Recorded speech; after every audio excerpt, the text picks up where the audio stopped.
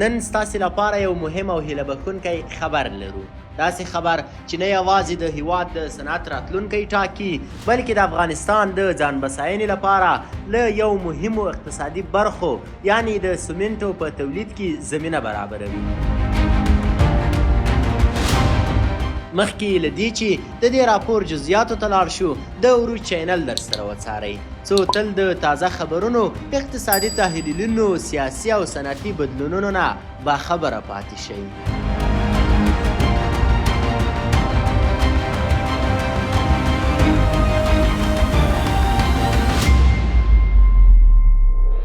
د بغلان ولایت په پلخمري ښار کې د درېیمې لویې غوري د سمنټو د فابریکې عملي کار پیلېدل د افغانستان د صنعتي کېدو لپاره یو مهمه لاسته راوړنه ګڼل کېږي. دا پروژه چې د ملي انکشاف شرکت له لوري له 80 میلیونو ډالرو څخه زیات لګښت پرې کېږي د وارداتو د کمولو، د سلګونو کاري فرصتونو د رامنځته کولو او په هیواد کې د سمنټو د بیې د راټیټېدو په برخه کې ستر ګام ګڼل کېږي.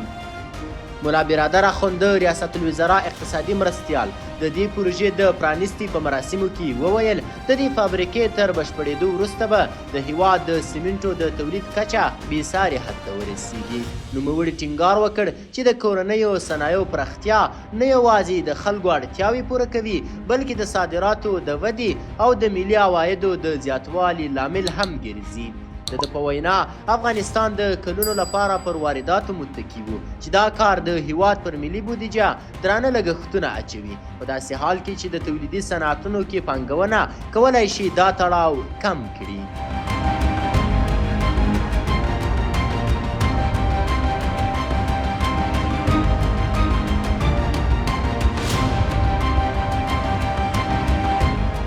د غوري د سمنټو فابریکه په 24 ساعتونو کې د 1500 ټنه سمنټو د تولید وړتیا لري.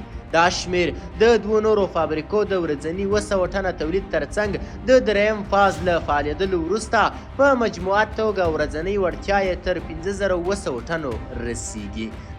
دا د افغانستان د ځان بسایه کېدو لپاره څرګندونه کوي. همدارنګه د سمنټو د صنعت کارپوهان وایي افغانستان د ډبرو د کلسیم او نورو خامو موادو غني زیرمې لري چې نه یوازې د کورني بازار لپاره بسیا کېږي بلکې د سیمې بازارونه هم تمویلولی شي.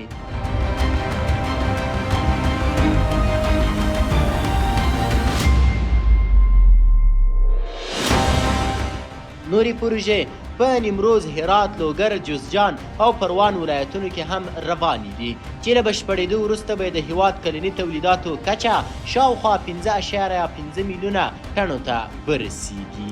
د اقتصادي کارپوهانو په باور د درېیمې غوري فابریکې پروژه به د افغانستان په وروستیو کلونو کې له سترو صنعتي پانګونو څخه شمیرل کېږي.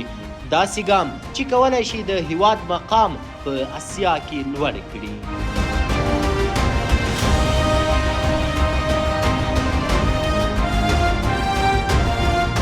د عروج چینل در سره وڅارئ. دا راپور له خپلو نورو ملګرو سره هم شریک کړئ. د یو آباد، ځان بسیا او صنعتي افغانستان په هیله.